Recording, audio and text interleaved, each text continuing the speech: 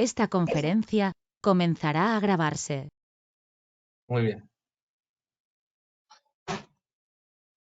Bueno, buenos días a todos ustedes. Seguimos con nuestra segunda conferencia. Esto en el marco de las actividades que se ha propuesto para este simposio de investigación intercolegiado de UNICOP y encuentro de proyección social. El tema de alto impacto que nos congrega en este momento son las implicaciones socioeconómicas del COVID-19. En este momento tenemos y tengo el gusto de presentar al doctor Ernesto Prieto Mejía. Pertenece a la industria de la construcción con un enfoque social. Es profesional en ingeniería mecánica con experiencia de 29 años en áreas específicas como mantenimiento de maquinaria, plantas de trituración, plantas de cemento, producción agregados, operaciones de plantas de trituración. Actualmente es el gerente de la compañía Construcción con Escombros SAS, empresa de soluciones ambientales, que realiza el aprovechamiento de residuos de construcción y demolición para cerrar el ciclo sostenible de los materiales de construcción, mitigando el impacto ambiental asociado a la extracción de materias primas, el impacto de disposición de RCD. Entonces, nuestro querido Ernesto también es miembro del Comité de Ciencia y Tecnología de la Gobernación de Cundinamarca. Tuvimos la fortuna de conocernos en varios eventos académicos ya. También es padre de familia de una de nuestras estudiantes. Entonces, pues ya le doy la palabra. Agradecemos mucho su presencia. Vamos a utilizar la metodología similar a la que hicimos en la anterior conferencia y él va a intervenir y las preguntas y comentarios que surgen, les agradecemos vía chat. Vamos a estar pendientes con Jim de dar respuesta y darle paso a esas preguntas. Señor Ernesto, le doy la más cordial bienvenida a UNICOP, a esta su casa. Igualmente yo como decano le doy la bienvenida al doctor Ernesto. Bueno, muchas gracias. Como les comentaba hace un rato, parece que tenemos problema un poquito de sonido, pero esperemos que se restablezca rápidamente las comunicaciones. Como lo decía Edwin, sí tengo la fortuna de ser el padre de familia de un estudiante de negocios internacionales y de verdad que para mí es muy grato en lo que podamos aportar. La verdad es que la universidad tiene un enfoque diferente y un enfoque fantástico, es diferente y es lo que realmente uno quisiera encontrar en la gran mayoría de las universidades.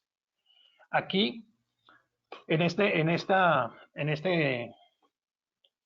charla, vamos a hacer un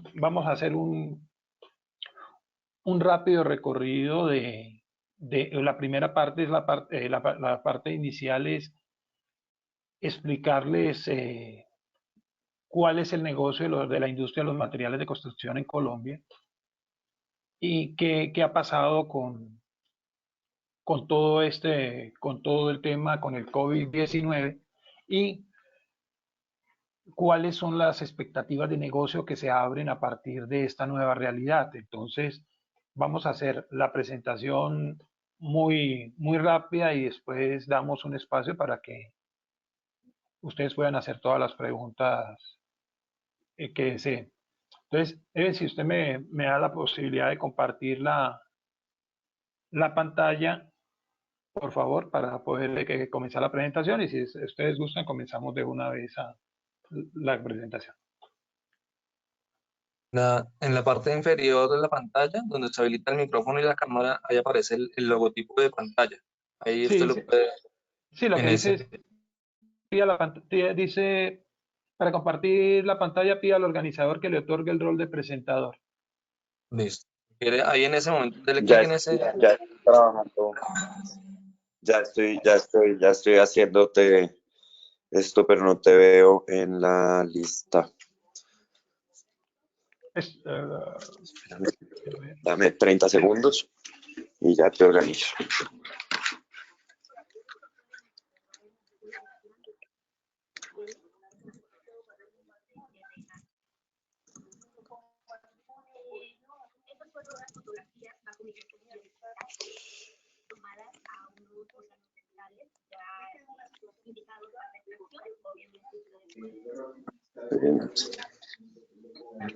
Listo. ¿Listo? Eh, Ernesto Prieto, está como Ernesto Prieto. sí, señor. Ya estás activado. Eso. Listo.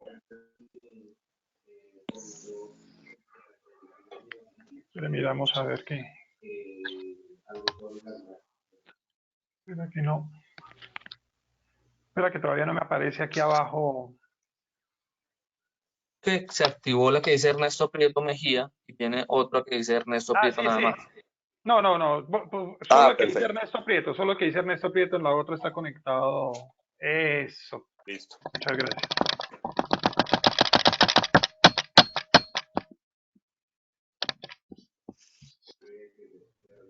Listo.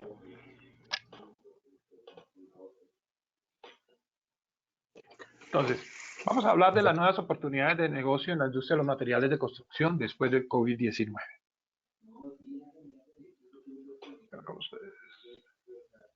Bueno, quisiera hacer una aclaración, y es que toda esta información es pública. La gran mayoría de la información fue tomada directamente desde Internet con estas finalidades que son netamente académicas. Anexamos las direcciones. A Edwin le enviaré esta presentación para que la pueda compartir con todos los que la deseen. En el pie de página tienen las direcciones electrónicas para que puedan, si gustan, consultar, ampliar la información, todo lo que deseen. Ahí es como les decía, esta es información pública. Arranquemos por definir qué son los materiales de construcción. Los materiales de construcción son aquellas materias primas o productos que son necesarios en las labores de construcción de edificaciones, ¿sí? Son los componentes de origen de los elementos constructivos. Dentro de los materiales de construcción hay un sinnúmero. Ahí podemos ver la foto. Entonces podemos hablar de materiales pétreos. ¿Qué son materiales pétreos? Son aquellos materiales de gravas, arenas, que son utilizados para hacer concretos. Cerámicos y vidrios. Cerámico es todos aquellos materiales producidos a base de arcilla sinterizada. Vidrios a través de arena a altas temperaturas. Materiales aglutinantes como cemento, como celulosa, como asfalto. Unos materiales que son compuestos, como les decía, el concreto, que está compuesto por materiales pétreos y cemento. Todo lo que son materiales metálicos, materiales plásticos y otros. Ahí vemos la foto en diferentes cosas, diferentes productos.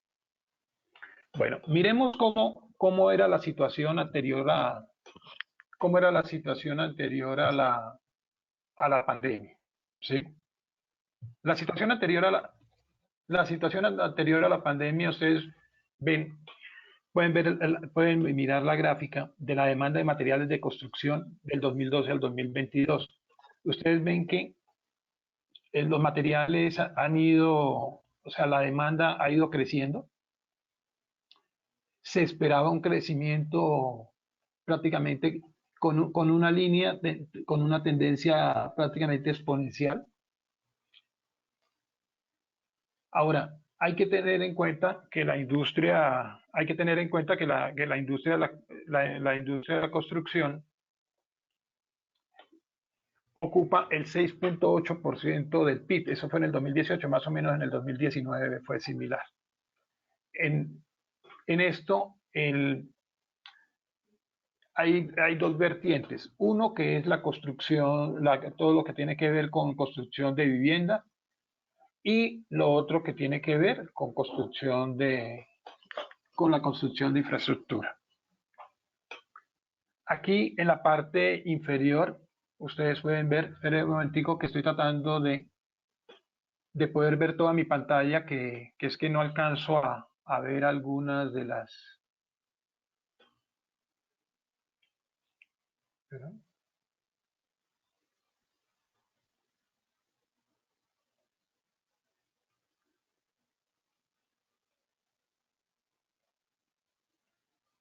Ok. Entonces, como les decía, Mira, este es un negocio de 63.3 billones de pesos al año.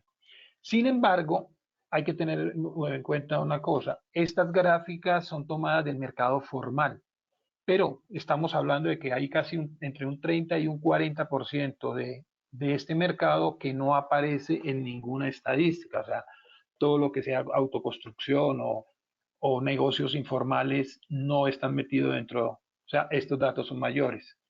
Y si ustedes ven la participación de los materiales de construcción dentro de todo la torta, vemos un 30% de cemento y concreto, luego siguen manufacturas de hierro, pinturas, PVC, cerámicas, cables, vidrios, etc.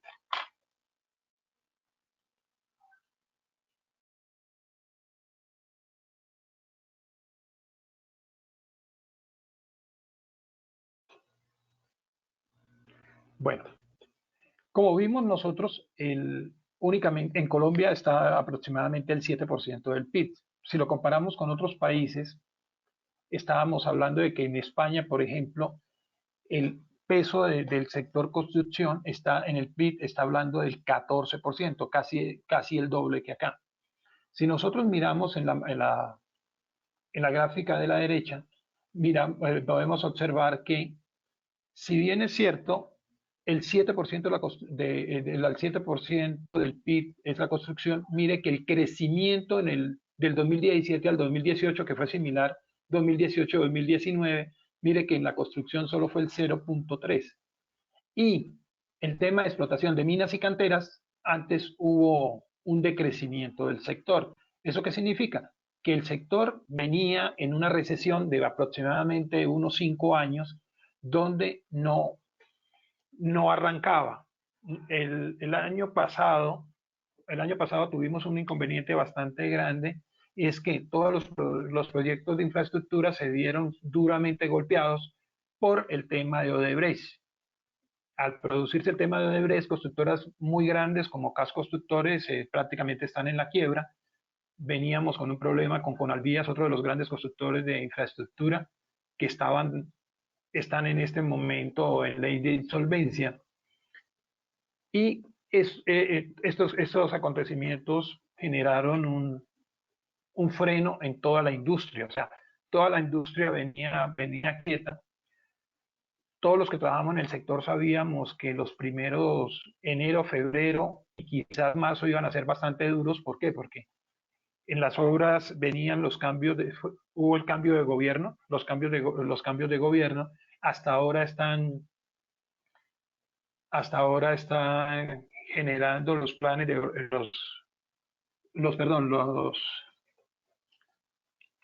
sí, o sea, los planes de gobierno hasta ahora se están cimentando, y lo que hubo fue terminación de las obras que venían con los gobiernos locales anteriores, y hasta ahora se iban a reiniciar. La idea era que en marzo, abril se comenzaban las nuevas obras. El sector de la construcción se caracteriza por ser uno de los mecanismos reactivos de la economía, por su aporte a la generación de empleo. Ahora, las expectativas que se venían para Bogotá y esta región eran unos proyectos bastante grandes que iban a dinamizar la economía, como el metro de Bogotá, 23.96 kilómetros, 16 estaciones. Paréntesis, el mero patio de mantenimiento del metro va a consumir 2 millones de metros cúbicos únicamente de materiales para el piso, o sea, de bases y subbases. 50 kilómetros de nuevas estaciones troncales y ampliación de Transmilenio. El Regiotrans, 40.8 kilómetros. El Tren del Norte, la Petar de Canoas, el Aeropuerto El Dorado, la segunda fase, que están hablando de una ampliación del aeropuerto, 1.000 hectáreas. El Triángulo Fenicia, es unos proyectos de vivienda muy grandes, como de 1.000 viviendas, pero mira, Lagos de Torca, que fue duramente cuestionado en la administración de Enrique Peñalosa. Estos son las que se piensan construir hacia el lado de la reserva Van de Harden. Es un proyecto de 128.000 viviendas. Todo el tema de la reconstrucción del Bronx y la construcción de 3 hospitales de mediana y alta complejidad. como podían ver, esta era una situación que, aunque no era la mejor, sí era una situación que generaba una cierta estabilidad. Ahora, ¿cuál es la, perdón, ¿estás escuchando? ¿Cuál es la situación actual? Aló. La situación actual en este momento, ahí colocamos un barrido a nivel mundial, y es, por ejemplo, Perú. Perú en este momento tiene todo el tema de minería e infraestructura detenido. Ya se esperaba que el 5 de mayo arrancara, porque mira, en Perú la caída en el PIB por estos problemas ya va en cerca del 14%. En el Reino Unido también se esperaba que todo esto pudiese arrancar. Es que las cámaras de comercio, por ejemplo, británicas, necesariamente están diciendo que hay que invertirle mucho dinero para poder reactivar este sector. Inclusive, miren que en Rusia que hemos visto por las noticias que aparentemente no ha habido tanto problema, pero sí, toda la industria de la construcción está prácticamente que hundida.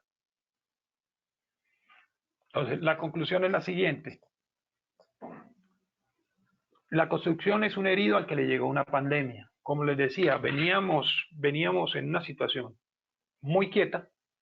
Esperábamos que por fin, con todos los anuncios del gobierno, de los nuevos del gobierno locales, de todo, íbamos a arrancar, y nos llega la pandemia. Al llegarnos la pandemia nos para completamente. En este momento hay 2.000 proyectos de viviendas suspendidos, más de 3 millones de empleos quietos. Tenemos a todo el sector de infraestructura quieto. Nosotros en este momento las obras como lo que es el túnel de la línea, hasta ahora está arrancando. Se espera que realmente a finales de mayo ya estemos en un 30% de reactivación. Todo lo que es la industria de construcción, la industria de la construcción también está absolutamente quieta, y por más que el gobierno ha dicho que nos dio permiso para entrar a operar, el tema de los protocolos de bioseguridad han estado bastante complejos y realmente no hemos podido arrancar. Entonces, la industria de los materiales, hay que tener en cuenta que la industria de los materiales de construcción es una gran cadena que alimenta el sector constructivo. Pero miremos realmente qué bueno ha tenido el COVID-19 y qué nos ha permitido. El COVID-19 nos ha permitido tener un objetivo país: salvar vidas, que nos está llevando a otros, salvar la economía para salvar vidas. O sea, eso ha sido las cosas bien importantes. Todos en el país sabemos que tenemos un solo objetivo, y eso ha permitido que, premeditado o no, todos estemos trabajando en una misma dirección. El otro tema es que esto ha permitido sacar a flote lo mejor y lo peor de los individuos y organizaciones. Hemos visto muestras de solidaridad, sacrificio, creatividad, pero también hemos visto muestras de corrupción, individualismo. Se han puesto al descubierto realidades que se habían vuelto normales, como el nivel de informalidad en el empleo, la desigualdad en oportunidades, la aglomeración de personas en ciertos sectores. Mire, para mucha gente fue una sorpresa entender que toda la gente que realiza trabajos esenciales para la vida, pero que no son muy bien vistos, están en Soacha. O sea, como quien dice, todos los pobres viven en Soacha. Por eso es que cuando dan la oportunidad de que ciertos sectores esenciales para la vida arranquen, tuvimos todos los problemas gravísimos en Soacha. El otro tema que nos dimos cuenta es que hay un sector intermedio que puede ser trabajo en casa y teletrabajo, pero esos no viven en Bogotá, están viviendo en los municipios alrededor de Bogotá. ¿Qué nos ha permitido el COVID? Entender la importancia de lo colectivo sobre lo individual. Nosotros veníamos en una cultura de que yo aporto a pensiones para mí, yo aporto, o sea, mi casa es para mí, todo es mi carro, mis cosas. Y hoy en día hemos entendido que lo que le pase al otro realmente me afecta a mí. El otro tema importante es la importancia de lo público.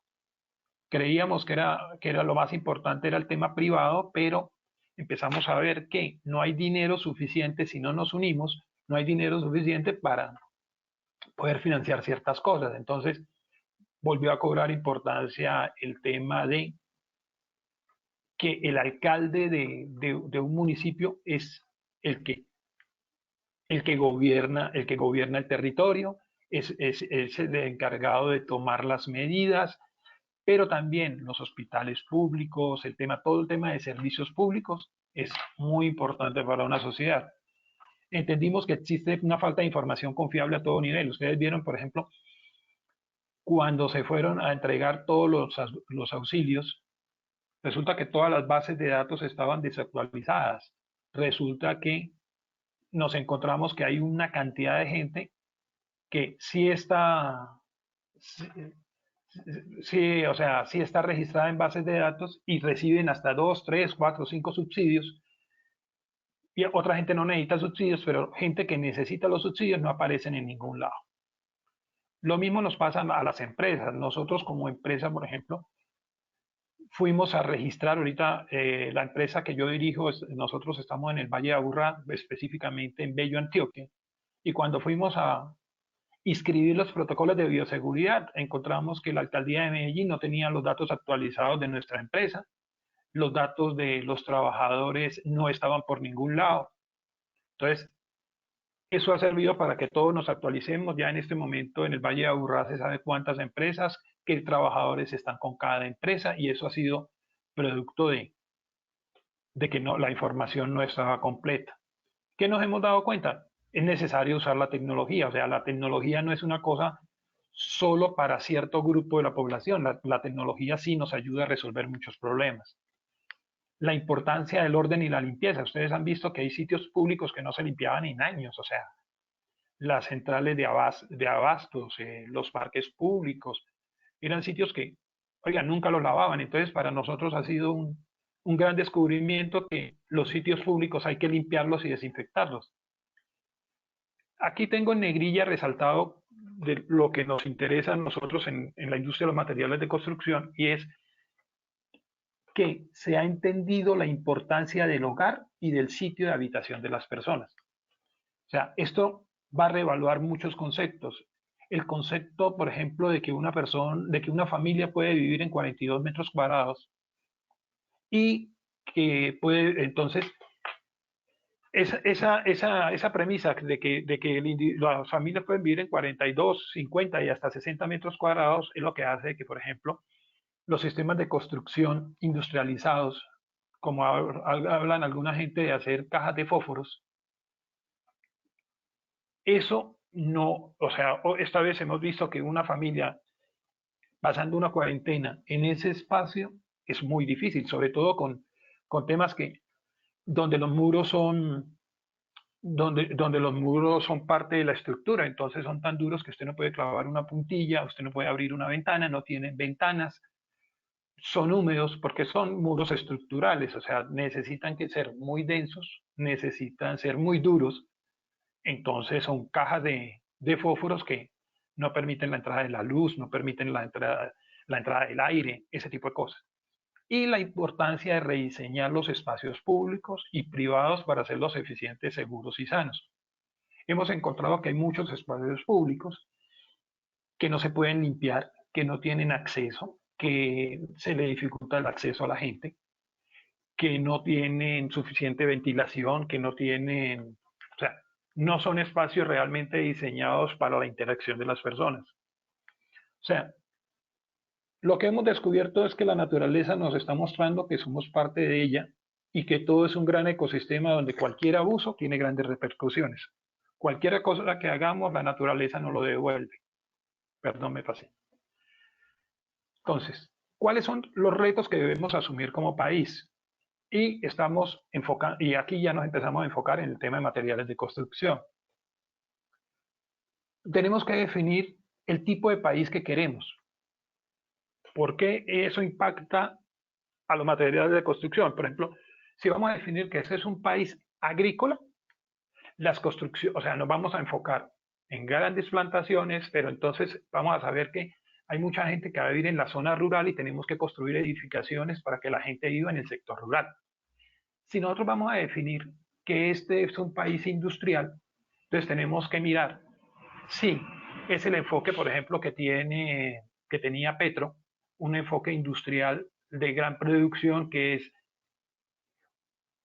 volvamos el centro de Bogotá un sitio de residencia para obreros. Entonces, crezcamos en lo vertical y hagamos grandes colmenas.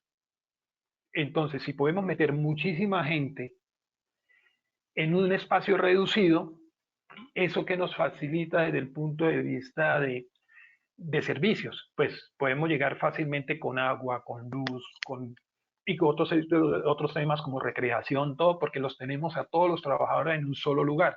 Y ellos van a salir a trabajar ahí cerquita, entonces los desplazamientos no van a costar plata. Lo que acaba de hacer ahorita, por ejemplo, un hospital que alquiló un hotel al frente del hospital. Entonces tiene a 65 trabajadores viviendo prácticamente dentro del hospital. Eso desde el punto de vista de costos y desde el punto de vista de logística es muy bueno. Y así, por ejemplo, así era en la revolución industrial y al comienzo de este siglo en Colombia, las empresas tenían casas dentro de sus instalaciones. Pero podríamos pensar en un sistema europeo que es industrial, pero con municipios dormitorio. Entonces, toda la concentración industrial está en un sitio y la gente vive en un municipio al lado. Entonces, ahí cambia todo el concepto de vivienda. Entonces, por lo menos necesitas, una familia va a tener 100 metros cuadrados mínimo para poder vivir. ¿Por qué? Porque solo ahí no va a ser ningún tipo de actividad. Eso incrementa ciertos costos, pero nos permite una mejor calidad de vida. Podemos definir que este país va a ser turístico, como lo había definido Italia, ¿sí? O de prestación de servicios, como lo definió Suiza. Aunque no necesariamente todo un país no tiene que ser de un solo tipo, pero sí se sugiere que por regiones se ordene de tal manera que podamos optimizar los recursos. Todo esto, ¿cómo se hace? Dentro del Plan Nacional de Desarrollo, los planes de ordenamiento territorial y a través de políticas públicas. Hago un paréntesis, en alguna ocasión se habló de que las mejores tierras de Colombia son la sabana de Bogotá. Entonces, si se pensara en eso, se pensaría en grandes industrias agrícolas en toda la sabana. Pero hoy en día estamos viendo que los mejores suelos están o llenándose de condominios donde una persona tiene 10.000 metros cuadrados con una sola casa y lo demás un pastizal, o en el peor de los casos con vacas, sacrificando ciertos suelos que podrían ser muy útiles. Hay que definir el tipo de interacción regional, cómo se va a funcionar con área metropolitana, ciudad-región, asociación de municipios, cómo va a ser la red vial nacional, todo el tema de redes de vías terciarias, todo el sistema de transporte, ¿sí? Fluvial, aéreo, terrestre. Entonces, ¿por qué? Porque dependiendo del tipo de sociedad que nosotros queremos, es el tipo de infraestructura, tanto habitacional, de servicios, de conectividad que requerimos. Eso demanda ciertos sistemas constructivos y esos sistemas constructivos demandan ciertos materiales de construcción. Pero también puede ser en sentido inverso. Nosotros podemos definir nuevos materiales de construcción que permitan nuevos sistemas constructivos. Eso origina un nuevo sistema de infraestructura. Inclusive pueden definir un nuevo tipo de sociedad. Entonces, vamos a mirar cuál es el gran reto que tiene la industria de los materiales de construcción. El gran reto es reinventarnos. O sea, la industria de los materiales de construcción está llamada a ser el soporte de la infraestructura requerida para el mejoramiento de las condiciones de vida de los ciudadanos a través del mejoramiento de sus condiciones de habitabilidad y movilidad. O sea, nosotros estamos llamados a hacer el soporte de todo eso que les hablaba antes para que la gente pueda vivir cómoda de acuerdo al modelo de país que queremos, ¿sí? Entonces, por ejemplo, ¿por qué les pongo esa gráfica a la derecha? Todos aquellos que trabajamos en la industria de los materiales de construcción y estamos trabajando en temas nuevos, en temas de ciencia, tecnología e innovación, sabemos que vamos por un caminito como el que está mostrado. O sea, sí nos va a llevar a donde queremos a donde queremos llegar, que es un muy buen sitio para todo el mundo, pero está lleno de precipicios. O sea, un descuido y todos nos vamos por el despeñadero. Entonces, aquí hay un tema importante y es que hay que dar pasos rápidos y seguros. Estos arrancan con emprendimientos que tienen que convertirse en negocios, estos negocios tienen que convertirse en empresas y las empresas tienen que volverse sostenibles. Vamos a mirar un caso de éxito. Esta es una empresa, como les decía, que está en el Valle de Aburrá. Yo, por temas en el chat, les voy a colocar, una dirección de internet para que ustedes, por favor, entren al chat y puedan ver el video, porque por estos temas de conexión sería muy, muy lento y el sonido no está muy bien. Mira, ahí les acabo de colocar el link de YouTube para que por favor ingresen.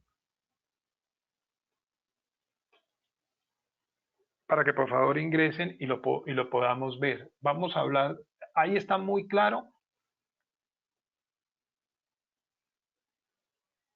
Eso, por favor ingresen, todo el mundo ingrese al link. Yo voy a entrar aquí al video. Ustedes solo van a ver las imágenes, pero es muy importante que escuchen el audio. ¿Ok? Entonces, pero mientras tanto, mientras ustedes lo ven, yo voy colocando el video.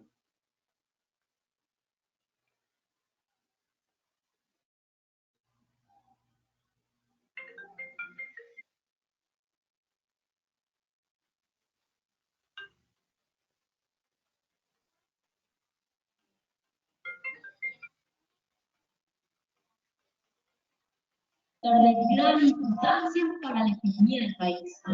Diariamente se explotan millones de toneladas de materiales y se generan miles y miles de toneladas de residuos de construcción y demolición RCD. A medida que aumenta la actividad constructora, aumenta la explotación minera y la demanda de escombros. Pero esto es economía lineal y el planeta nos pide a gritos hacer economía circular. Para ello, la planta de aprovechamiento de residuos de construcción y demolición del Valle de Aburrá.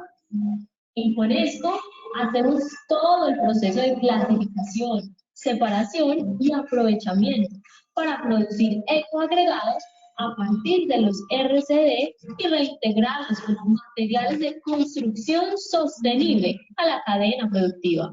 Y de este modo, hacer una economía circular. Somos la primera planta de aprovechamiento con todo el proceso tecnificado que nos permite producir agregados de alta calidad de conformidad con las normas técnicas.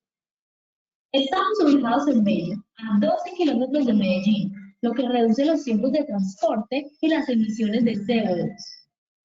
Nuestros agregados tienen una huella de carbono más baja que el agregado natural y ayudamos a cumplir la meta de aprovechamiento exhibida por la resolución 472 de 2017. Porque con esto transformamos residuos en desarrollo sostenible.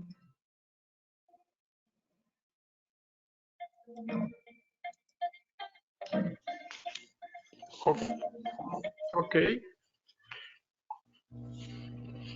Espérame, salgo del video.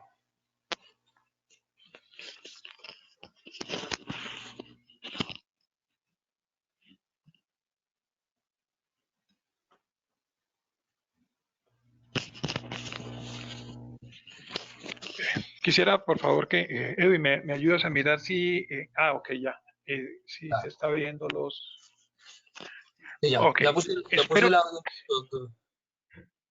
Listo. Espero que ya hayan podido ver, ver el video. Sin embargo, rápidamente vamos a mirar. Este es un caso de éxito. Conesco es una empresa, como decía, de soluciones ambientales que realiza aprovechamiento de residuos de construcción y demolición. Mira, nosotros como Conesco, ¿qué hacemos como Conesco? Nosotros como Conesco producimos ecoagregados. Estos ecoagregados se producen a partir del aprovechamiento de los residuos de construcción y demolición. Y lo que producimos, como decíamos, son materiales de construcción que son diferentes y cumplen con normas y especificaciones técnicas de la industria, ¿sí? Entonces, ¿qué recibimos nosotros? Todo lo que ustedes demuelen, o sea, lo que las obras demuelen, tanto de infraestructura como edificios, ese material lo recibimos a cero costo en la empresa, a través de un proceso que inicialmente se hace una clasificación, se producen unos materiales finos que lo llamamos afirmado o terraplén, que cumple con especificaciones del Instituto Nacional de Vías. Luego continúa su proceso, esa casetica que ustedes ven ahí la tenemos con 6 personas. Esas 6 personas se dedican a sacar todos aquellos materiales contaminantes como plásticos, como hierro, como madera, que en este momento acabamos de firmar un convenio con una cooperativa que se llama Huella Natural. Es una cooperativa de recicladores, donde ahí ellos dicen, nosotros ponemos las personas, pero todo ese material que nosotros seleccionemos, lo tomamos y con eso nos pagamos nuestros sueldos y nos queda dinero. O sea, es un muy buen negocio para ellos. Y luego sigue a una trituradora, y aquí se producen sus bases. ¿Qué son bases y sus bases? Son aquellos materiales de reemplazo del suelo que van, a ver, cuando ustedes van a construir una carretera o van a construir una casa, alguien viene y hace un hueco y mira cómo es el material. Entonces, el material malo se retira y hay que reemplazarlo por material que sea de buenas características. Ahí, en ese momento, se va rellenando sus bases, lo que queda más abajo, luego sigue la base, y al final, en la pura parte de arriba, ya queda o la carpeta asfáltica o queda la placa donde se va a construir la casa. Mira, en el Valle de Aburrá, se están produciendo en este momento 40.000 toneladas mes de residuos de demolición. Esas normalmente iban, antes de que existiera Conesco, iban al río Medellín, o iban a todos los parques, humedales, a donde hubiese posibilidades, la gente lo tira, ¿sí? Y únicamente habían 3 centros formales de acopio. Nosotros tomamos materiales, los transformamos, evitando esa disposición ilegal, incentivando las buenas prácticas. En este momento nuestra planta está procesando 15.000 toneladas mensuales. Pero claro, esto se va incrementando y nosotros pues podemos incrementar la capacidad. Cosas importantes, fuimos la primera planta de aprovechamiento de RCD en Colombia con todo el proceso de clasificación, limpieza. Tiene temas de innovación, producción limpia, reutilización. O sea, transformamos residuos en desarrollo sostenible.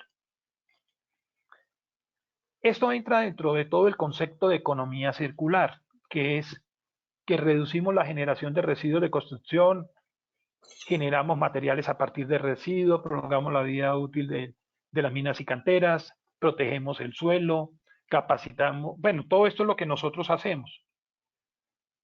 Voy a mostrarles rápidamente cómo es la evolución en la industria de los materiales de construcción y específicamente esto que son materiales pétreos. Todo arranca por una explotación de minerales, pasa por una fabricación de otros materiales como concreto, como cemento. Luego se construye, hay un proceso de construcción. Esas tienen una vida útil, la operación de las edificaciones, luego se demuelen y lo que se hacía antes era que se disponía esos materiales en algunos rellenos establecidos.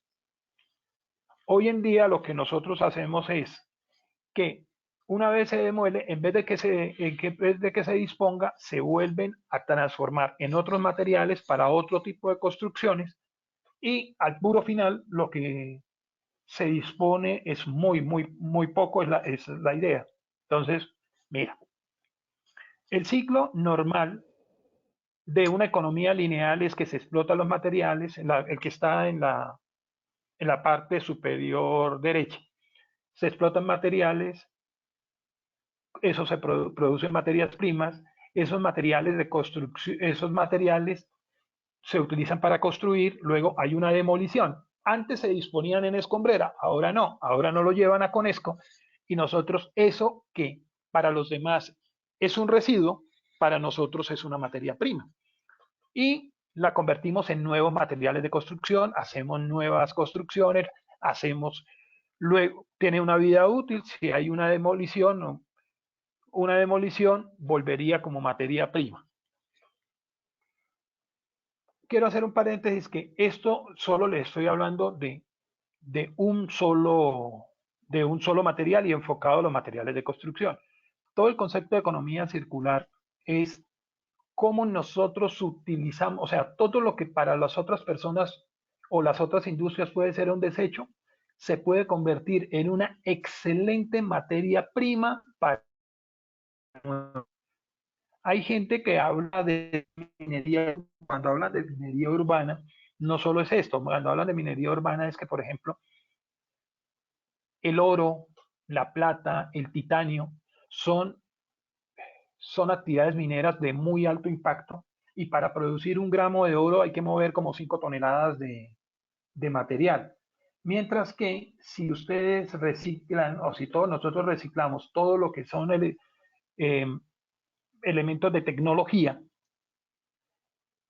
es más, o sea, con muchos menos toneladas de materiales, por ejemplo, de tecnología, se puede reutilizar todo ese oro, esa plata, todo eso se podría utilizar nuevamente. O sea, por eso es que es tan importante, por eso estamos hablando de otra gente que utiliza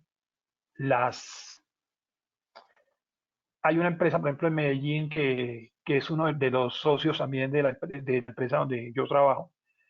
Ellos lo que hacen es toman las llantas y producen materiales como polvo de caucho que se lo venden a las empresas que hacen pisos sintéticos. También hay gránulos de caucho que lo utilizan para la industria del asfalto. Y todo lo otro, lo que son pedazos de hierro y pedazos también de caucho, se lo venden a las plantas cementeras porque eso lo meten en un horno y se utiliza como aportante de sílice de mineral de hierro en el horno. Si nosotros ¿por qué esta empresa trabajamos? Mira, esto está fundamentado en la contribución al cumplimiento de los objetivos de desarrollo sostenible. Estos son los objetivos de desarrollo sostenible de la ONU. Si ustedes los leen, verán que es lo mínimo que necesita un ser humano y una sociedad para desarrollarse. Entonces, ¿qué se le ha pedido a todos los países del mundo, a todos los gobiernos y por lo tanto a las empresas y por lo tanto a todos los ciudadanos? Que todo lo que nosotros hagamos estén enfocados en cumplir estos objetivos de desarrollo. La empresa donde yo trabajo, por ejemplo, ¿en dónde está enfocado para cumplir? ¿En qué objetivo está enfocado a cumplir? Poner fin a la pobreza en todas sus formas, dando empleo, promover el crecimiento económico sostenido, garantizar modalidades de consumo y producción sostenibles, adoptar medidas para combatir el cambio climático y sus efectos, proteger y restablecer y promover el uso sostenible de ecosistemas. O sea, lo que quiero llegar con esto es que, ya desde hace mucho tiempo, había bastante gente trabajando en estos temas, o sea, trabajando en los temas de hacerle entender a todo el mundo que este no es un mundo infinito, que esto es un mundo finito, que hay que cuidar el medio ambiente, que hay que cuidar los ecosistemas, que sí hay que hacer minería, que sí hay que hacer ganadería, agricultura, todo ese tipo de cosas, pero tienen que ser sostenibles. O sea, no es simplemente ir, extraer y ya, que es lo que les decía al comienzo de la charla, que es lo que considero que nos está cobrando en este momento, nos está cobrando, pues no nos está cobrando la naturaleza, sino la naturaleza se está ajustando y es parte de lo que se origina por estos temas. Pero les quiero mostrar cómo han sido los hitos históricos de Conescombros. La idea de negocio surge en el 2013. En el 2015, hasta ahora en el 2013 fue una idea. En el 2015 la pudimos volver, o sea, pudimos crear la empresa. O sea, 2 años para tratar de pasar de cómo sería una idea de negocio muy romántica de trabajar con materiales reciclados, residuos de construcción, cómo trabajar con materiales para poderlos darle una segunda vida. A crear la empresa nos gastamos 2 años. Pero del 2015 al 2018 nos demoramos en trámites con las autoridades ambientales. Por más que esto tiene un alto tema ambiental o sea, el resultado es netamente ambiental y social, duramos 3 años haciendo todos los permisos y consiguiéndolos. Hasta el 2008 logramos iniciar la operación, a mediados de 2008. 2019 fue un año de posicionamiento de marca. En el 2019 me contratan. ¿Cuál es el reto que en este momento tengo en esa compañía? Es cómo pasar de un muy buen emprendimiento a una empresa que genere plata. Pues la fortuna es que yo vengo del sector minero, de trabajé con CEMES, con CAS Constructores, con varias empresas. Y entonces es la idea de cómo, lo que les decía, cómo pasamos de una idea a un proyecto, a un negocio, de un negocio a una empresa y de una empresa a una empresa sostenible, que es lo que estamos en este momento.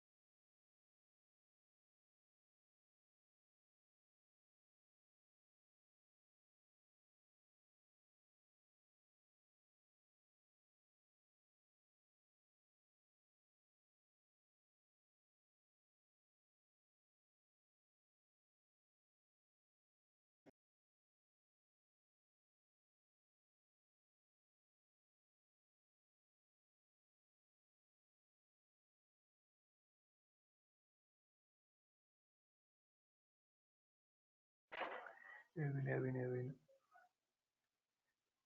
Pero le digo que si le dan a... Aquí estamos, sí. Aló. Sí. Qué pena con ustedes, pero una de las dificultades de esto es que se había acabado de ir la luz Entonces, están haciendo una serie de adecuaciones por acá, estoy en Sopó, entonces están haciendo una adecuación, entonces cada 5 minutos tumban cada 5 minutos tumba la luz y entonces, pero cae la luz y vuelve a caer la red. Bueno, ahora ya todos me escuchan, sí, mientras Sí, se sí. termina de restablecer. Bueno, ¿qué es importante en esto? Y bueno, aunque eso lo hacemos en las conclusiones, vamos a mirar qué oportunidades de negocio, o sea, qué oportunidades de negocio nos genera estas nuevas dinámicas. Entonces, resumo, teníamos una economía, teníamos una industria de los materiales de construcción y de construcción tradicional, donde lo importante era volumen, ¿sí? O sea, entre más metros cuadrados y entre más concreto usted meta, es mejor negocio. ¿Por qué? Porque como esto es una economía de escala y las plantas necesitan estar prendidas 24 horas, 365 días al año a su máxima capacidad. ¿Por qué? Porque la producción a grandes escalas baja ostensiblemente los costos. Todas estas plantas tienen unos costos fijos bastante altos. Entonces, en la medida pero tienen un punto de equilibrio determinado. A partir de que, mientras usted no llegue al punto de equilibrio, usted pierde mucha plata. Pero después de que usted llegue a ese punto de equilibrio, las ganancias son exponenciales. ¿Por qué? Porque ya todos los costos fijos se han diluido en ese mínimo de producción. Ya todo lo demás de ahí hacia adelante, por eso las ganancias en estas industrias, cuando se maneja así, son muy considerables. O sea, podemos estar hablando de que una empresa normal, les voy a poner un ejemplo de una empresa que yo manejé en el sur de Bogotá, una mina de agregados para concretos. En ese momento nosotros, las ventas mensuales eran de 6.000 millones de pesos, de los cuales 3.000 millones se iban en todos los gastos de la empresa se iban 3.000 millones. Y mensualmente nos quedaban 3.000 millones de ganancia. De ese orden es, las plantas de cemento, la utilidad podría inclusive ser mucho mayor. Pero cuando se llegan a grandes volúmenes, entonces teníamos dos sectores. Uno de grandes volúmenes, que era, como les decía, grandes volúmenes de construcción a bajo costo, y algunos temas de construcción, pero para ciertos estratos mucho más, yo digo, mucho más románticos, o sea, que son mucho más costosos, pero había un sector que lo podía pagar, fuera o a través de ONGs para clases desfavorecidas, que o sea, las casas no son más baratas que las que se producen en la forma tradicional, son más caras, pero subsidiadas. O casas de estrato muy alto, donde también son muy costosos, pero había cómo pagarlos. Entonces, ese era el tipo de negocio. Hoy en día, como les decía, hoy en día el mundo ha cambiado. En este momento, toda aquella cosa que parecía romántica, como que la gente tuviera un lugar digno donde vivir, que tuviese un sistema donde las casas no se les entraran las goteras, donde tuvieran buena ventilación, donde tuviese buena iluminación, ya no dejan de ser artículos suntuosos. Se convierten en lo normal que debe tener cualquier individuo para sobrevivir, sobre todo en estos tiempos que vienen. Entonces, ¿dónde vienen las oportunidades de negocio? Es cómo hacer que ya al menos la sociedad está sensibilizada, es cómo aprovechamos esa sensibilización para, a través de nuevos materiales de construcción, nuevas cosas, generemos negocios. Les voy a mostrar algunos negocios de los que ya vienen en camino que podrían ser bien interesantes. Uno, materiales de construcción alternativos, irnos a todo el tema de construcción con madera. Ahí les estoy mostrando una foto de una construcción con madera. Alguien me hacía el énfasis, oye, pero todo Bogotá podríamos construirlo en madera. No, pues casas para 8 millones de habitantes tendríamos que destruir el Amazonas para poder construirla, para tener la madera suficiente para eso. Barro cocido o tierra comprimida. Ahí les pongo una foto de una casa hecha en tapia pisada. Pero hay grandes desarrollos en este momento de suelo compactado. Con eso se hacen ladrillos, o sea, bloques, con lo que se construyen casas. En ciertas regiones,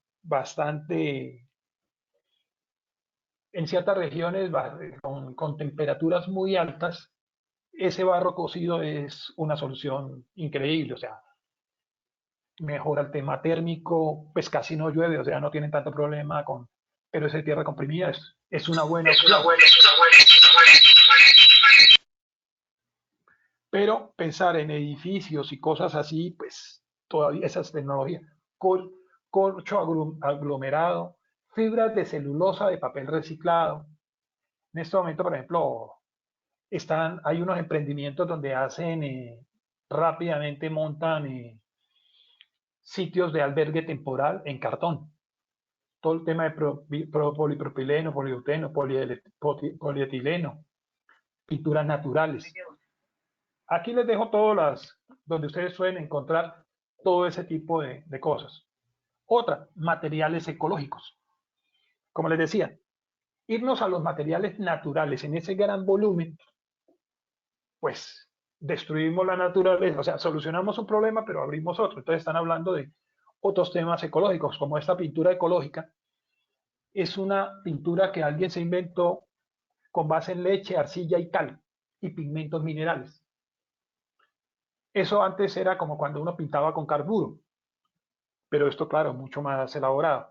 Pero sí hay mucha tendencia hacia nuevas pinturas, o sea, que no sean tóxicas.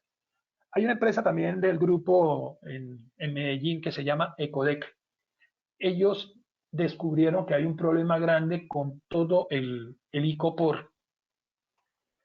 El icopor que se utiliza en las obras para aligerar las placas, después se vuelve un residuo peligroso porque no hay forma de degradarlo. Ellos que hicieron una alianza con Pintuco y hoy en día a través de unos solventes, eso se disuelve y con eso se hacen pinturas para exteriores. Pero como el icopor tiene una duración para degradarse casi de 200 años, entonces imagínense las características que le agrega la pintura de exteriores. O sea, es un nuevo material mucho más barato que sirve para construir, ¿para qué? Para mejorar el rendimiento de otros materiales. Paneles para reemplazar madera. Está muy de moda la madera sintética. Puede ser o a través de aglomerados, como aquí hablan de trigo, sorgo, o, por ejemplo, a través de madera hecha con residuos de plástico, que está muy de moda. Sustitutos de cemento. Nosotros vemos que los mexicanos, por ejemplo, le han empezado a agregar al cemento normal cenizas de bagazo, caña de azúcar. Argos acaba de abrir una planta que hablan lo llaman cemento ecológico, que es cemento para bajas especificaciones, pero que básicamente están utilizando esa arcilla. O sea, hay unas arcillas sintetizadas con altas temperaturas que mejoran el comportamiento del cemento y disminuyen la huella de carbono de producir cemento, que es bastante alta. Estamos hablando de vidrio reciclado, ladrillo de tejas y residuos a través de residuos de minería. Se pueden hacer ladrillos con otro tipo de materiales. Podemos irnos a materiales de fabricación del futuro.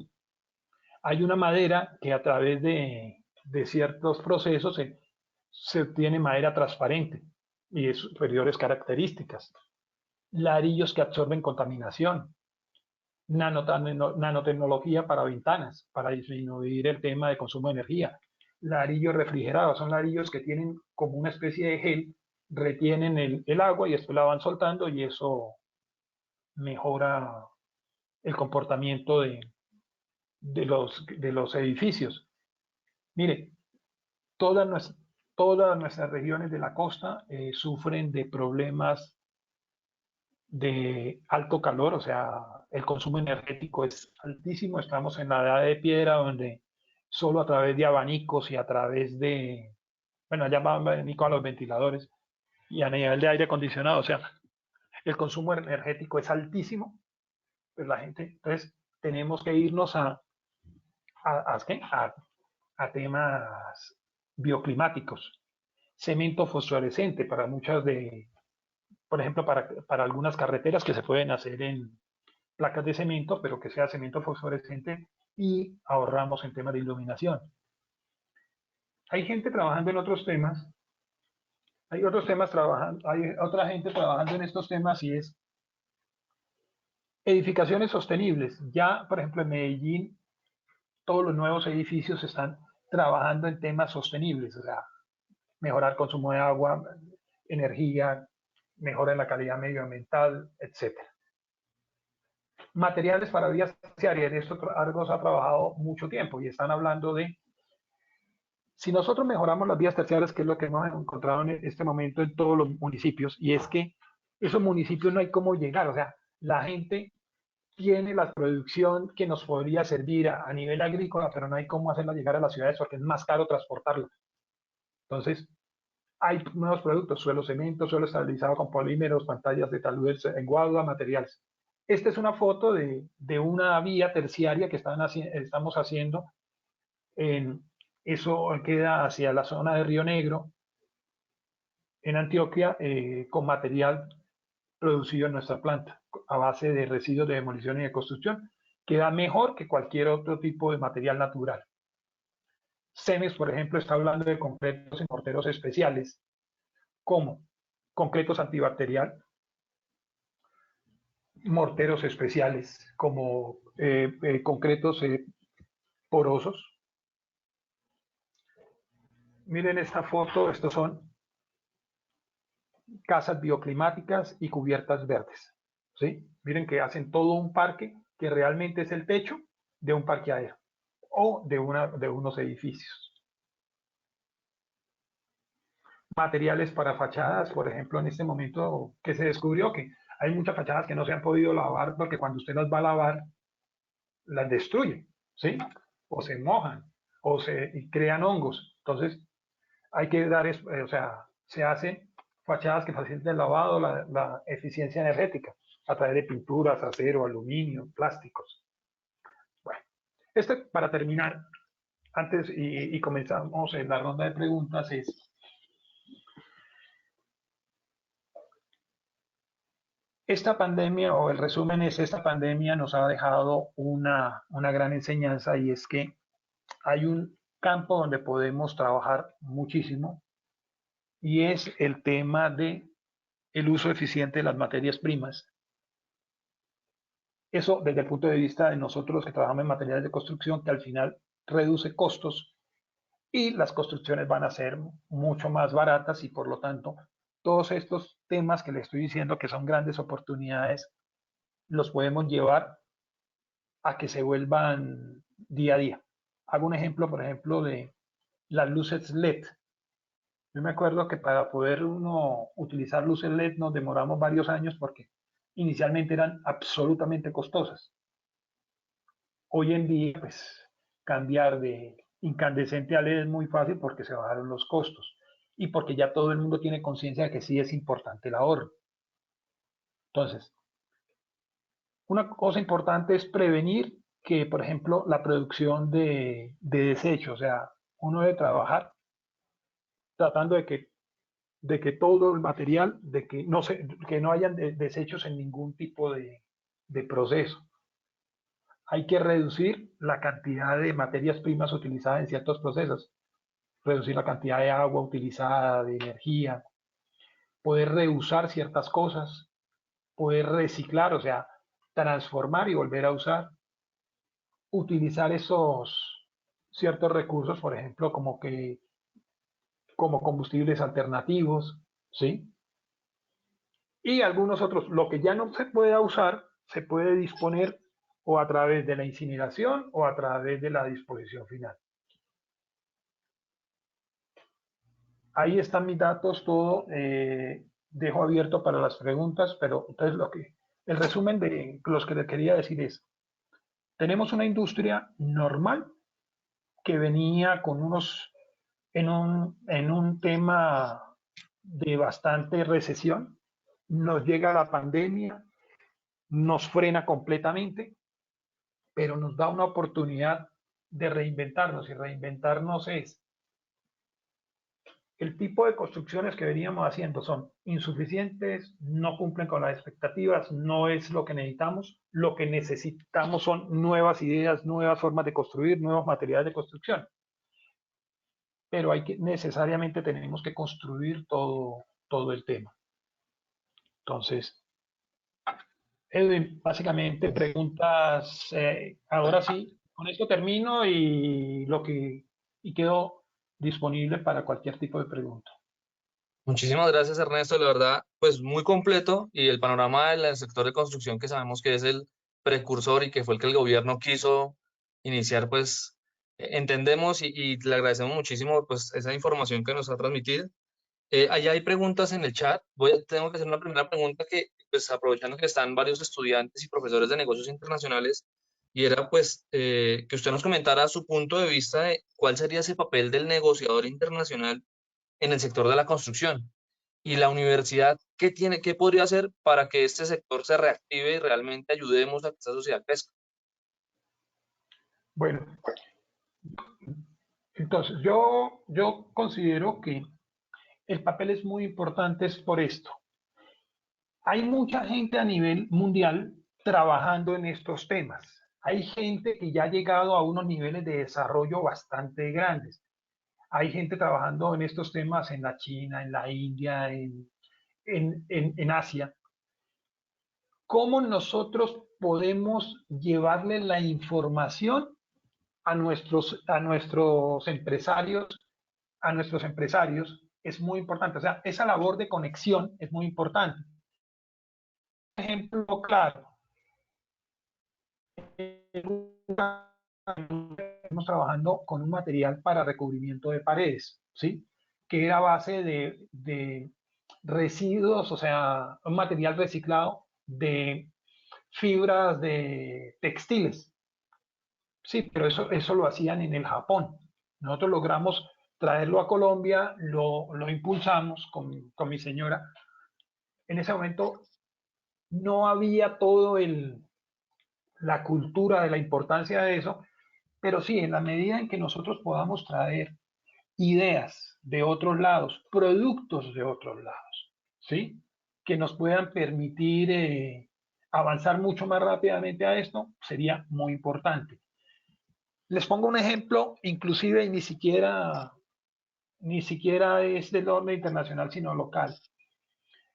En todos los municipios, por ejemplo, de Sabana Centro, tenemos problemas, y inclusive en Bogotá hay grandes problemas de habitabilidad en las casas.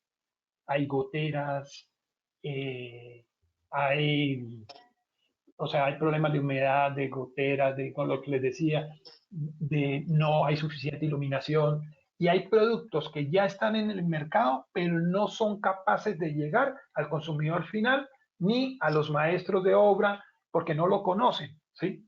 Y es muy difícil, por decir algo, que un maestro de obra pueda meterse a Internet, ni siquiera a Internet, bueno, lo busca, pero ¿cómo hace un negocio para poder traer ese material de otro departamento, de otro país?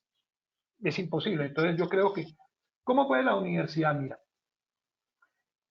yo veo que la universidad puede ayudar en este momento en varios temas muy importantes, y los estudiantes pueden ayudar mucho. Uno es mirar qué nuevos productos existen que puedan ayudar a solucionar los problemas de su entorno, o sea, de su entorno próximo. Ese es un tema. Y la otra, ¿cuál sería la forma de interconectar esa necesidad con ese proveedor? ¿Cómo sería ese tema logístico para poderlo integrar? como les decía, nosotros en Medellín, con una cultura del paisa echada para adelante, todo eso, nos demoramos 3 años en, teniendo un producto, en poderlo poner en el mercado. ¿Para qué? Nos dieran las licencias y fuera de eso, el constructor entendiera, conociera y lo quisiera aplicar. Entonces, yo sí creo que es un gran aporte que podrían hacer, debería hacer desde la universidad a la región, eso. Conociendo las realidades, poder mirar cómo, con qué sistemas constructivos, con qué otros temas podríamos solucionar esos pequeños temas. Ok. Que Hay una pregunta de Jim, de profesor también y graduado de negocios internacionales, ¿es plausible la implementación de impresoras 3D para la industria de la construcción en Colombia como opción para continuar adecuadamente en las construcciones dada la situación actual? Sí, mira, sí, y ese es un tema mejor dicho, hacia allá vamos las construcciones. Pero volvemos al tema como les decía anteriormente. Es que tenemos que aterrizar eso a cómo sería un negocio real, ¿sí? Entonces, te pongo un ejemplo. Alguien conocí que, por decir algo, que tenía una impresora 3D y aunque parezca una bobada, se puso a hacer jugueticos y al menos con eso empezó a pagar la inversión, parte de la inversión inicial. ¿Por qué? Porque es que, mira, ya tenemos impresoras que lanzan concreto, o sea, que usted va esculpiendo, o sea, va imprimiendo del computador a un tema físico real. El tema es el tema es eso, cuál sería el cliente objetivo, o sea, cuál sería el cliente objetivo, cuánto la persona estaría dispuesta a pagar por eso y, o sea, cuánto estaría dispuesto a pagar. Y recuerde que todos los empresarios se manejan todos los empresarios se manejan es por una tasa interna de retorno. Ojo, estoy hablando de los empresarios de mi generación y las grandes empresas, o sea, son economistas, o sea, ni siquiera son esto. Todo lo que ellos simplemente dicen, les pongo el ejemplo, es porque yo ya lo he salido a vender mi producto de reciclado, no sé qué, la huella de carbono y toda esa cosa. Entonces me dicen, Ernesto, ¿cuánta plata necesita? Y lo mismo me dicen los bancos, ¿cuánta plata necesita? Tanto. ¿En cuánto tiempo la recupero? ¿Y cuál es mi tasa? ¿Y cuál es mi ganancia? Entonces, conclusión, esa sí es una muy buena tecnología, tenemos que implementarla, hay que implementarla rápida, pero hay que buscar la forma de que sea con cosas ya sencillas y que generen billete. O sea, desafortunado o afortunadamente la industria nuestra y sobre todo el mundo de la construcción se maneja es por el factor dinero. O sea, si me da rentabilidad, es bueno. Actualmente hay una gran, o sea, y en eso también ayuda a la universidad, es poder nosotros volver dinero a aquellas cosas que a simple vista no son dinero. Me explico. El mejoramiento social, me explico, la disminución de la huella de carbono, todos esos temas adicionales que realmente son plata, o sea, cómo disminuyo los temas logísticos, o sea, los gastos de transporte. Al poder yo plasmar eso en dinero, es más fácil venderlo, porque te digo, hoy en día tú me dices, Ernesto, voy a comprar una impresora 3D, yo le digo, sí, pero ¿qué vamos a producir? Y eso físicamente aquí en Sabana, en Sopó, ¿en qué me sirve? Entonces, es eso lo que quería comentarles. Tenemos dos últimas preguntas. Una del profesor Nicolás Ausa. Menciona, ¿qué indicadores de sostenibilidad hay para este sector y qué retos nuevos tiene la empresa en este tema? Mira, yo, mejor dicho, voy a decir una cosa que no es muy políticamente correcta. Desafortunadamente, en nuestro sector, los indicadores de sostenibilidad están siendo manejados en algunas empresas muy grandes. Por ejemplo, algo lo tiene, por ejemplo, lo tiene Cemex. pero realmente que eso sea un reflejo de la realidad, les comento que no, o sea, no porque todavía, o sea, no son indicadores que sean fácilmente socializables y que lo vean. Esas grandes empresas todavía se mueven es por el factor económico. O sea, por, por el tema, eso cuánto me representa en plata. Les pongo un ejemplo, cuando yo tuve la oportunidad de, pues estoy hablando, cuando tuve la oportunidad de trabajar, por ejemplo, con Cemex, teníamos un tema y era el tema de cuánto valía la imagen de la compañía o cuánto valía todo ese trabajo que hacíamos a nivel de imagen. Al final fue tan difícil que al final la persona de, de relacionamiento y esto, se inventó uno que decía, pues no se lo inventó, se trajo uno que era free press, o sea, cómo lo medíamos? Era cuántas noticias positivas salen de la empresa en los medios nacionales y cuál sería el equivalente de nosotros poder pautar en las mismas columnas, con el mismo nivel de audiencia, todo, cuánto nos valdría. Y fuera la única manera de poderlo medir. Pero desafortunadamente esos indicadores de sostenibilidad no han llegado hasta el último nivel. Como les digo, es chistoso, perdón, en este tema de esta empresa que les comento donde yo estoy. La anterior gerente, por ejemplo, era una persona con un enfoque netamente ambiental y gran parte de la energía se dedicaba a charlas, capacitaciones, reuniones con área metropolitana, con la Cámara Colombiana de la Infraestructura, con todo ese tema, ¿sí? Pero la empresa hace un viraje porque es que hace un viraje y me contrata porque ahorita la empresa lo que dice es, todo eso es muy importante, pero todo tiene todo tiene que verse como dinero. O sea, ¿cuál es mi rentabilidad? Entonces, a lo que le quiero decir al profesor es, todo eso está por hacer, todo eso está por construir, todo ese es el gran aporte que se le puede hacer a las empresas, poder que las empresas puedan decirle a un banco, señor, mire, no solo produzco plata, yo tengo estos indicadores, tengo esto, y hay forma ahí sí, por ejemplo, cuando me decían de los estudiantes y de la gente que trabaja con temas de relaciones internacionales, es un gran aporte es cómo pueden contactar a todas esas ONGs o todas esas fundaciones, a toda esa gente que quiere realmente y entiende el desarrollo del planeta a través de todo estos temas de materiales de construcción, cómo poder traer recursos para ayudar a toda esa gente que tiene la idea, que está trabajando, porque, como les digo, hay mucha gente ya trabajando en estos temas, pero no son tan populares. ¿Por qué? Porque les falta dinero para invertir. Ahí nos podrían ayudar muchísimo. Muy bien, Ernesto. La última pregunta ya para cerrar y continuaremos con las palabras de la doctora Adriana y el doctor César Gómez, nuestro decano de la facultad. Juan Pablo Ramírez nos escribe, los materiales como la madera plástica para usos de construcción tienen una vida útil semejante a la madera pura, tienen más durabilidad, menos y semejante.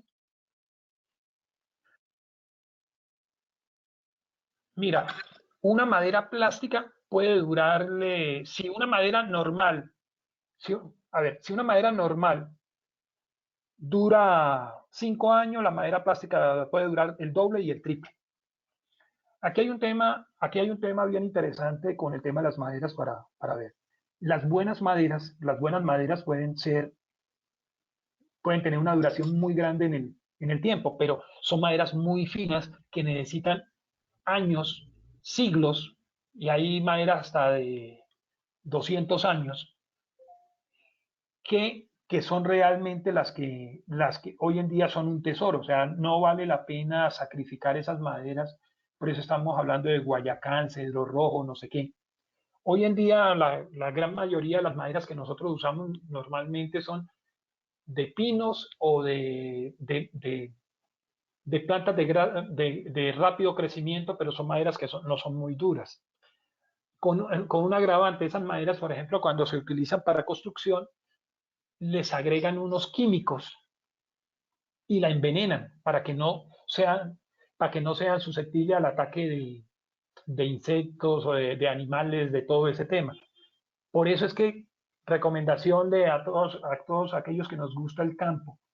Eso, cuando ustedes hagan una fogata en la casa, mucho cuidado con la madera que utilizan, porque si utilizan madera de muebles, todo eso, se pueden envenenar.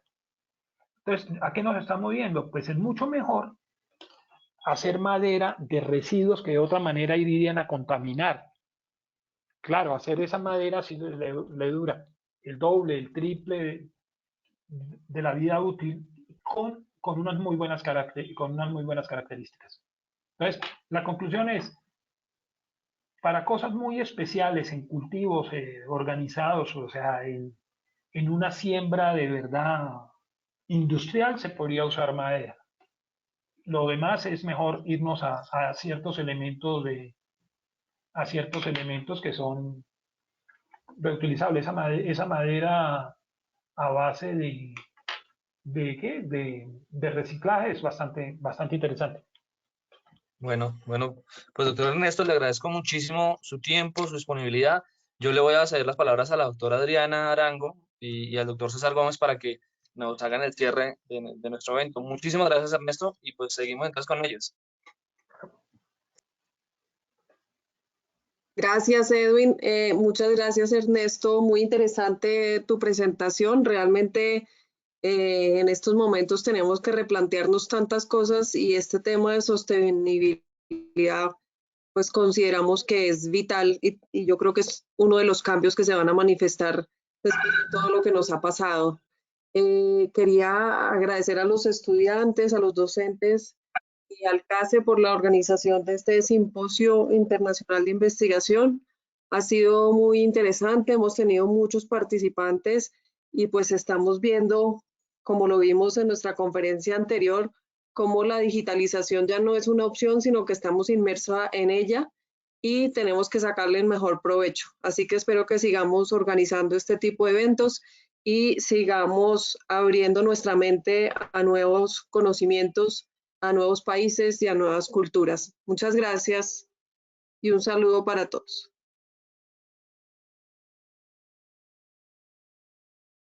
Doctor Ernesto, ha sido una conferencia interesantísima, muy interesante. Yo creo que le va a servir mucho a los muchachos para que abran los ojos, que es lo que uno espera despertar en la juventud, que abran los ojos, que abran la mente. Ha sido una conferencia maravillosa. Le agradezco mucho la gentileza y la amabilidad de dedicarnos este tiempo. Muchas gracias y como les decía, ahí con mi dato de contacto y a través de Edwin y lo que necesiten con todo gusto, o sea, y una vez más, o sea, les agradezco a ustedes, soy infinitamente agradecido, o sea, y la anécdota es cuando yo hablaba con Edwin en los consejos de ciencia y tecnología, le pregunté un día, necesito una universidad diferente, con corazón, una universidad que piense en el estudiante, una universidad que piense en desarrollar a los estudiantes a su máximo potencial. Y él me dijo, es esta. Entró a estudiar mi hija y nada, o sea, todo lo que me dijo es exactamente eso. Y yo lo invito a los estudiantes que aprovechen esta gran universidad y cuenten conmigo para la medida en lo que yo los pueda apoyar, cuenten con eso. Bueno, muchísimas gracias a todos y bueno, Dios los bendiga. Esperamos en un próximo evento. Tenemos mañana un tema con ProColombia. Recuerden que es de 8 a 9 de la mañana, entonces nos daremos entonces. Buen día para todos y muchísimas gracias.